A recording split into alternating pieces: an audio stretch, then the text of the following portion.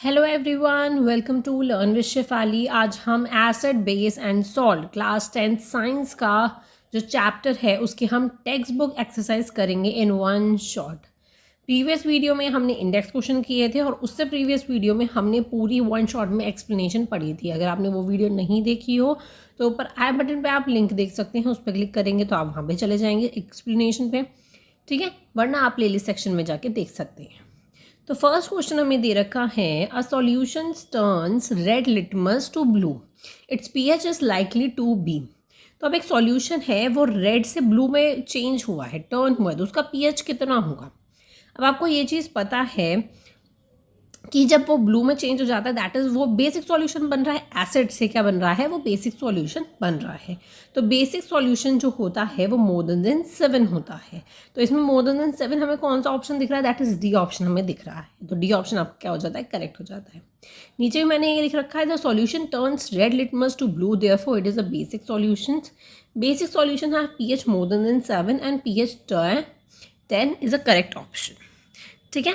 Second हमें दे रखा है, a solution react with the crushed egg shell to give a gas that turns lime water milky, the solutions contain. तो एक solution है जो रिएक्ट किसके साथ करता है, एग शेल के साथ रिएक्ट करता है, जिससे वो एक गैस देता है, ठीक है, और लाइम वाटर को क्या कर देता है, मिल्की कर देता है। तो क्या चीज़ होगी, तो एसिड हो जाएगा वो, कि एसिड के साथ जब एग शेल जो है वो रिएक्ट करेगा तो हमारा क्या बन जाएगा, एक गैस बनेगी, कार्बन डाइऑक्साइड और H2O, ठीक है। तो ऑप्शन नंबर बी आपका करेक्ट हो जाता है, HCl। Eggshell contains calcium carbonate होता है उसके अंदर, ठीक है, जो कि एसिड के साथ रिएक्ट करने पे वो लिबरेट करता है। तो कार्बन डाइऑक्साइड जो है मिल्की टर्न हो जाता है, तो लाइम वाटर क्या हो जाता है, मिल्की हो जाता है, ठीक है। ये इक्वेशन आप देख सकते हैं, that is calcium carbonate plus HCl, तो क्या बनेगा, कैल्शियम क्लोराइड H2O और CO2, ठीक है। थर्ड हमें दे रखा है, 10 ml of solution NaOH is form to be completely neutralised by the 8 ml of the given solution HCl।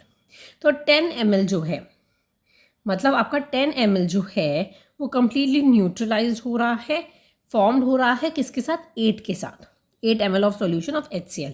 अगर हम 20 ml ऑफ सेम सॉल्यूशन लेते हैं NaOH का, तो HCl का सॉल्यूशन का अमाउंट कितना होगा न्यूट्रलाइजेशन करने के बाद, हमें ये बताना है, ठीक है। देखो 10 ml जो है वो न्यूट्रलाइज्ड होगा 8 ml से, ठीक है। तो 1 ml जो होगा NaOH का वो हो जाएगा आपका 8/10, ठीक है।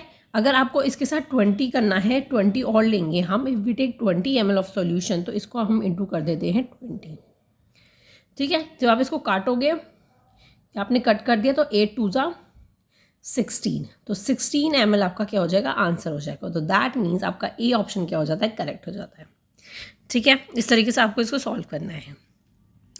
आगे देखते हैं fourth, which one of the following type of medicine is use for treating the indigestion. अब इंडाइजेशन हो रहा है, आपको डाइजेस्ट नहीं हो पा रहा है, तो मतलब आपके स्टमक में क्या हो रहा है, एक्सेस गैस, एक्सेस एसिड बन रहा है, ठीक है। तो उसको ट्रीट करने के लिए हम कौन सा इस चारों ऑप्शन में से यूज़ करते हैं, एंटीसाइड्स यूज़ करते हैं, ठीक है, जो कि क्या करता है, इंडाइजेशन को रिलीफ देता है, हमारे स्टमक को क्या देता है, रिलीफ देता है। तो ऑप्शन नंबर सी आपका करेक्ट हो जाता है, ठीक है। नेक्स्ट देखते हैं fifth question, write a word equations and then balance the equation for the reaction taken place when. तो आपको वर्ड इक्वेशन से और बैलेंस इक्वेशन दोनों ही आपको बतानी है। तो पहला है आपका, dilute sulphuric acid react with the zinc granules. अगर एक सल्फ्यूरिक एसिड जो है वो जिंक ग्रैनुअल्स के साथ रिएक्ट करता है, जिंक ग्रैनुअल्स का मतलब हो गया Zn, सल्फ्यूरिक एसिड हो जाता है आपका H2SO4। तो इन दोनों को रिएक्ट करना है, तो जिंक किसके साथ रिएक्ट करेगा, SO4 के साथ करेगा, मतलब सल्फेट बन जाएगा, जिंक सल्फेट, और हाइड्रोजन आपका अलग हो जाएगा। जैसे हमने रिएक्ट करा है ना कि एसिड अगर रिएक्ट करता है किसी चीज़ के साथ तो वो कैसे फॉर्म करेगा, क्या चीज़ फॉर्म होगी, तो वही चीज़ है इसमें, जिंक प्लस सल्फ्यूरिक एसिड, क्या चीज़ फॉर्म हो रही है, जिंक सल्फेट प्लस हाइड्रोजन, तो Zn plus H2SO4, ZnSO4 plus H2, ठीक है। आपको ऐसे वर्ड इक्वेशन और बैलेंस्ड इक्वेशन बनानी है। नेक्स्ट देखते हैं, diluted hydrochloric acid react with magnesium ribbon. तो मैग्नीशियम आपका हो जाता है Mg, ठीक है। हाइड्रोक्लोराइड मतलब 2HCl, ठीक है। तो मैग्नीशियम किसके साथ रिएक्ट करेगा, Cl के साथ रिएक्ट करेगा, तो मैग्नीशियम क्लोराइड बन जाएगा और हाइड्रोजन आपका अलग हो जाएगा, ठीक है। यही इसमें मैंने बना रखा है, आप देख सकते हैं।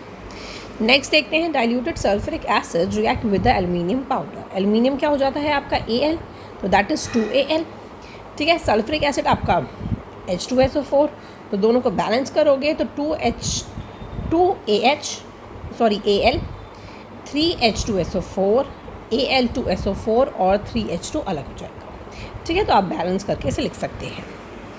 नेक्स्ट देख लेते हैं, लास्ट है, dilute hydrochloric acid react with the iron filling. तो आयरन के साथ, दैट इज़ आयरन का क्या होता है, Fe होता है, हाइड्रोक्लोरिक एसिड 2HCl, तो दोनों को रिएक्ट करोगे तो क्या बन जाएगा, FeCl के साथ रिएक्ट करोगे तो आयरन क्लोराइड हो जाएगा प्लस हाइड्रोजन आपका अलग हो जाएगा, ठीक है। नेक्स्ट देख लेते हैं, sixth question, compounds such as alcohol or glucose also contain hydrogen but that are not categorized as acid. Describe an activity to prove it. देखो, अल्कोहल और ग्लूकोज दोनों के अंदर हाइड्रोजन होता है, लेकिन वो एसिड के अंदर कैटेगराइज नहीं होता, तो इसे हमें एक्टिविटी के थ्रू बताना है, ठीक है। तो अल्कोहल का फॉर्मूला क्या होता है, C2H5OH। ग्लूकोज का फॉर्मूला होता है C6H12O6। Both of them contain hydrogen but are not categorized as acids. The following activities can be carried out to prove it. तो एक्टिविटी करते हैं। सबसे पहले हमें किस किस चीज़ की रिक्वायरमेंट होगी, baker, nail battery, connecting wires, bulb, switches and alcohol, ठीक है।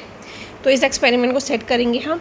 तो हम क्या करने वाले हैं, देखो, एथॉल अल्कोहल लेंगे बेकर में, अपर एंड उसकी नेल लगाएंगे, ठीक है, 2 सेंटीमीटर अबव लगाएंगे। देखो मैं दिखाती हूँ इसमें। देखो ये रबर कॉक है, ठीक है, हमने ये 2 नेल लगाया, इसके 2 सेंटीमीटर नीचे है, इससे अल्कोहल जो है वो कनेक्ट नहीं है, ठीक है, मतलब कि डूबा हुआ नहीं है, ठीक है। फिर इसके अंदर हमें क्या करना है, फिर हम स्विच को ऑन करेंगे, हम देखेंगे, एब्जॉर्ब करेंगे कि बल्ब जो है वो ग्लो कर रहा है या नहीं कर रहा है। तो दोनों ही केसेस में वो ग्लो नहीं करेगा, तो इसका मतलब क्या है, फ्लो ऑफ करंट नहीं हो रहा है। तो H+ आयन जो है अल्कोहल ग्लूकोज में नहीं है, इसीलिए क्या है, इलेक्ट्रिसिटी कंडक्ट नहीं हुई है। वही चीज़ मैंने इसमें लिख रखा है, this shows that the flow of current does not take place in both the cases. This proves that there is no H+ ions in the alcohol or glucose solution as electricity is conducted through the ions in solutions. ठीक है, इतना clear है। तो ये activity हमें बतानी थी इसमें। नेक्स्ट देख लेते हैं, why does the distil water not conduct electricity where as the rain water does. Rain water क्या होता है, रेन वाटर के अंदर क्या होते हैं, H+ आयंस प्रेजेंट होते हैं, और डिस्टिल वाटर जो होता है एक प्योर वाटर होता है। प्योर वाटर जो है उसमें एसिड्स नहीं होते हैं, H+ आयन नहीं होता है, इसी वजह से वो कंडक्ट नहीं कर पाते हैं इलेक्ट्रिसिटी। और जो रेन वाटर होता है उसमें H+ आयन प्रेजेंट होते हैं, इसीलिए इलेक्ट्रिसिटी कंडक्ट हो जाती है, ठीक है। Rain water contains small amount of acid H+ ions because of which it conducts electricity. Distilled water is a pure water. It contains no trace of H+ ion, therefore it does not conduct electricity. ठीक है, ये देख लेते हैं, why does the acid not show acidic behavior in the absence of water। जो water की absence होती है और तो एसिड जो है वो एसिडिक बिहेवियर क्यों नहीं शो करता है, जब वाटर की एब्सेंस नहीं होती है तो, ठीक है। तो अगर एसिड बिहेवियर देखना है आपको तो उसके लिए H+ आयंस उसके अंदर प्रेजेंस होने चाहिए, हाइड्रोजन आयंस उसके अंदर प्रेजेंस होने चाहिए। तो अगर वाटर की एब्सेंस नहीं होगी, ठीक है, वाटर अगर नहीं होगा तो एसिडिक बिहेवियर वो शो नहीं करेगा, उसके अंदर क्या होने चाहिए, H+ आयंस होने चाहिए। The acid behaviour of acid is due to the presence of hydrogen ions. The acid will not show its acidic behavior in the absence of water. This is because the acid produce hydrogen ions only in the presence of water. ठीक है। So next question है question number 9. 5 solution A, B, C, D, E when tested with the universal indicator showed pH as 4, 1, 11, 7 and 9 respectively. Which solution is neutral, strongly alkaline, strongly acid, weakly alkaline. ठीक है। तो हमें दे रखे हैं A, B, C, D, E, तो उनका pH हमें दे रखा है, तो उस अकॉर्डिंग हमें बताना है न्यूट्रल कौन सा है, एल्कलाइन कौन सा है, वीकली एसिड कौन सा है, ये सब चीज़ें हमें बतानी है।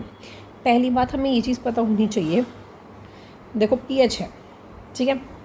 तो सबसे पहले ये जो मैंने लिख रखा ना इसे पढ़ लेते हैं, इससे हमें क्लियर हो जाएगा यूनिवर्सल इंडिकेटर क्या था, ठीक है। pH अगर इक्वल है 7 के तो वो न्यूट्रल है, pH अगर 0 to 7 है वो एसिडिक है, और pH 7 to 14 है वो बेसिक है। ये चीज़ हमें बहुत अच्छे से क्लियर है।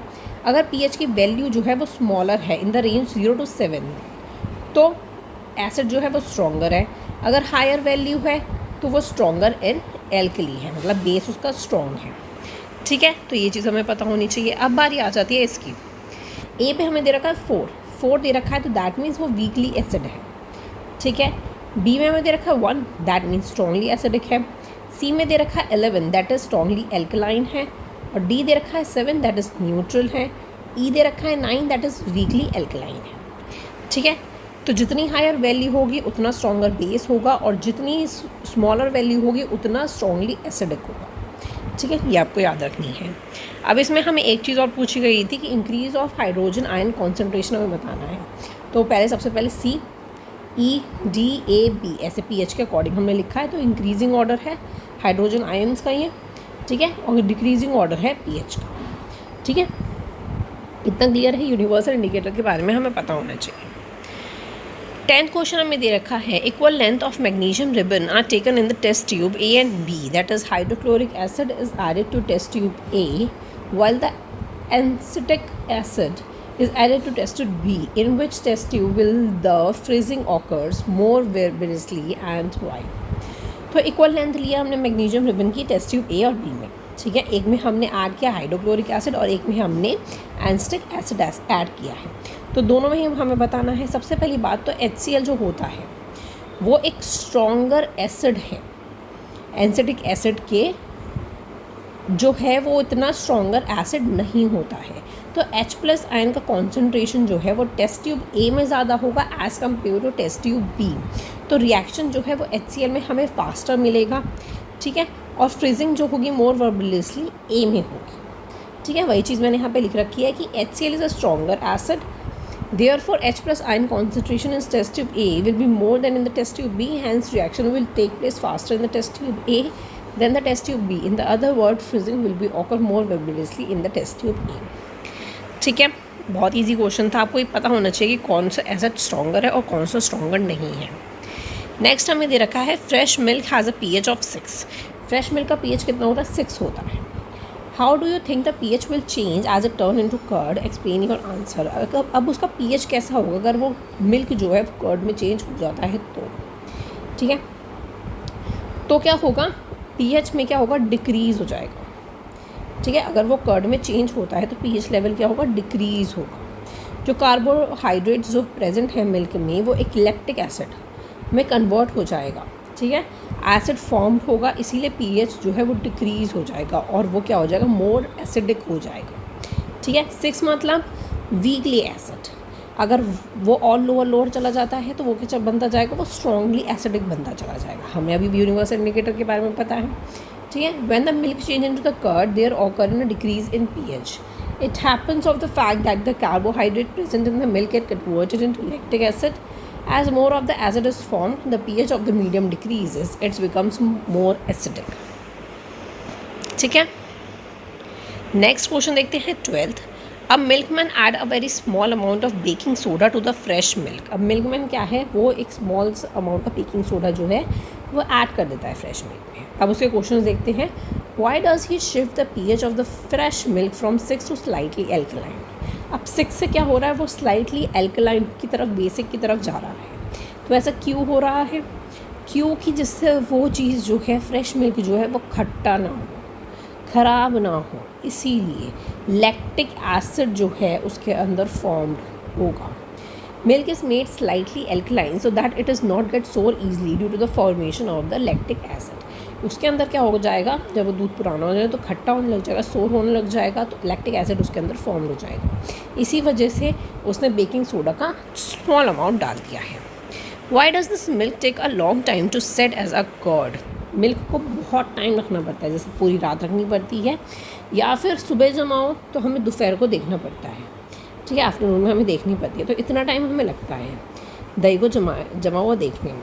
तो ऐसा क्यों होता है, क्योंकि लैक्टिक एसिड जो प्रोड्यूस होता है सबसे पहले वो pH को न्यूट्रलाइज करता है, उसके बाद क्या करता है, वो मिल्क को कर्ड में टर्न करता है जब pH लेवल उसका रिड्यूस हो जाता है. ठीक है, मिल्क का pH लेवल जब रिड्यूस हो जाएगा 6 से कम होगा तब वो क्या हो जाएगा, कर्ड में चेंज हो जाएगा. This will take a long time to set into the curd because the lactic acid produce here first neutralize the pH and then the pH is reduced to turn the milk into curd. ठीक है. Next देख लेते हैं 13. Plaster of Paris should be stored in the moisture proof containers, explain why. तो plaster of Paris को हम moisture proof container में आखिर स्टोर करके क्यों रखते हैं? क्योंकि अगर उसके अंदर वाटर, अगर वो वाटर अब्जॉर्व कर लेता है, अगर उसके अंदर मॉइस्चर आ जाता है, वाटर वेपर्स बनने लग जाते हैं, तो वो क्या हो जाएगा, एक हार्ड सब्सटेंस में चेंज हो जाएगा जिससे हम कहते हैं जिप्सम. ठीक है. तो इसी वजह से हमें उसे मॉइस्चर प्रूफ कंटेनर में रखना पड़ता है जिससे वो हार्ड ना हो. आप इक्वेशन देख सकते हैं, प्लास्टर ऑफ पेरिस वाटर किस में कन्वर्ट हो रहा है, जिप्सम में कन्वर्ट हो रहा है. ये पूरा आपको एक इक्वेशन याद रखनी है इसकी. ठीक है.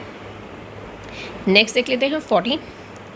What is a neutralisation reaction, give two example. Neutralisation हमें पता था कि एसिड अगर बेस के साथ रिएक्ट करता है तो हमें सॉल्ट और वाटर देता है, जिसे हम न्यूट्रलाइजेशन रिएक्शन कहते हैं. The reaction between an acid and the base to give the salt and the water is called the neutralisation reaction. For example NaOH, HCl, NaCl plus H2. ठीक है. तो NaCl क्या है, सॉल्ट. ये क्या हो गया, हमारा वाटर. ठीक है. ये हमें देता है, तो ये न्यूट्रलाइजेशन का एग्जाम्पल हो गया. अब एक चीज़ और हो सकती है, अगर H प्लस आयन जो है अगर एसिड प्रोड्यूस कर रहा है और OH नेगेटिव आयन्स जो है बेस प्रोड्यूस कर रहा है, तो आप उसको भी न्यूट्रलाइजेशन रिएक्शन ही कहोगे. ठीक है. तो क्या बन जाएगा हमारा H2O. ठीक है. इतना क्लियर है. वाटर प्रोड्यूस कर रहा है. ये लास्ट क्वेश्चन है हमारा, give two important uses of the washing soda and the baking soda. Baking soda और वॉशिंग सोडा दोनों एग्जाम्पल देने हैं. वॉशिंग सोडा का देखते हैं, जिसको हम कहते हैं सोडियम कार्बोनेट. ठीक है. Washing soda is use as a cleaning agent for the domestic purposes. ठीक है. जैसे क्लोथ्स वगैरह में, क्लोथ्स को रिमूव करना हो, जैसे आप सरफ वगैरह देखते हो ना, तो उसमें क्या डला होता है, वॉशिंग सोडा डला हुआ होता है, जो कि हमारा क्लोथ्स में से, डर्टी क्लोथ्स में से डस्ट और ग्रीस को रिमूव कर देता है. ठीक है. Removing the permanent hardness of the water, hardness को रिमूव करता है. ग्लास, सोप, पेपर इंडस्ट्रीज़ में भी इसको यूज़ किया जाता है. ठीक है. मैंने 3 लिख रखे हैं, आपको 2 तो याद रहेंगे ही एग्ज़ाम टाइम में, तो इन 2 को, कोई से भी 2 को आप याद कर सकते हैं. तीनों को याद कर लो. बल्कि बेकिंग सोडा को हम कहते हैं सोडियम हाइड्रोकार्बोनेट. इसका कहाँ यूज़ है, it is use for making the baking powder. Baking powder बनाने के लिए यूज़ होता है, जो कि केक्स, ब्रेड्स में यूज़ किया जाता है. ठीक है. और इसको एज आ एसिडिटी के लिए भी यूज़ किया जाता है बेकिंग सोडा को. ठीक है. कि जैसे हम नींबू पानी बनाते हैं तो उसमें बेकिंग सोडा डाल लेते हैं, एसिडिटी के लिए अच्छा होता है, पेट के लिए अच्छा होता है. ठीक है. तो उसके लिए यूज़ होता है. जैसे इनो वगैरह में भी डलता है बेकिंग सोडा, तो उसमें यूज़ किया जाता है. आई होप आपको ये चैप्टर बहुत अच्छे से क्लियर हो गया होगा. हम पूरा चैप्टर बहुत अच्छे से कंप्लीट कर चुके हैं. नेक्स्ट चैप्टर आपको कौन सा चाहिए, आप मुझे कमेंट सेक्शन में बता सकते हैं. ये पूरे ही चैप्टर की PDF जो है मैं टेलीग्राम पे डाल दूँगी, तो वहाँ से डाउनलोड करना मत भूलिएगा. So thank you so much for watching. Keep supporting me. Video पसंद आई हो तो लाइक एंड सब्सक्राइब करना मत भूलिएगा. बाय.